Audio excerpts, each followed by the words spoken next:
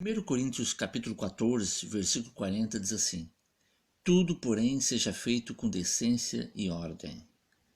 Eu tive uma pessoa me perguntou se aquelas orações que são feitas em algumas igrejas, assim, todo mundo orando ao mesmo tempo, mesmo sendo ali orações que dê para compreender, mas todo mundo falando ao mesmo tempo, assim, fica assim uma zoada, né? Se aquilo ali não teria problema, se estava certo, se estava errado.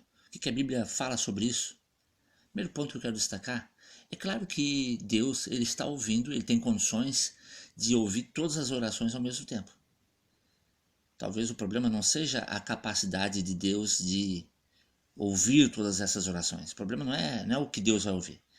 O problema é a própria liturgia, a própria celebração, o próprio culto a Deus, que deve ser baseado na decência e na ordem.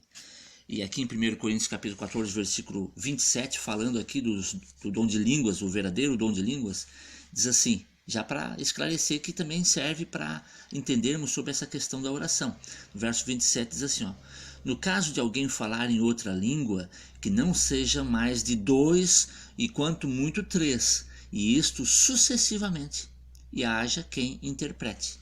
No caso do dom de línguas, que também se aplica tranquilamente para no momento da oração todo mundo ficar fazendo oração ao mesmo tempo, ninguém prestando atenção na oração do outro. Como é que a pessoa vai dizer o amém se nem sabe o que o outro está falando, né? Então aqui diz assim, no caso do dom de línguas, tem que ter 2, no máximo 3 pessoas falando dom de línguas, no máximo 3, imagina. E sucessivamente, esse aqui é o ponto principal, sucessivamente significa o quê? Um depois do outro. Um falou língua, alguém foi lá e interpretou. O outro falou língua, alguém foi lá e interpretou. Pronto, no máximo 3. Um outro foi lá e falou língua e houve também quem interpretasse. Um depois do outro. Sucessivamente, é um depois do outro. A Bíblia não apoia mais uma pessoa falar ao mesmo tempo. Quer seja na oração, quer seja na hora da profecia ou na hora de dom de línguas, o que quer que seja.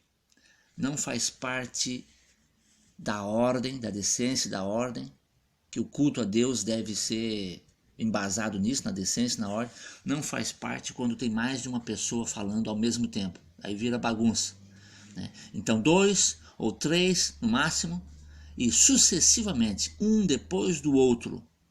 Ok? Anote aí em sua Bíblia.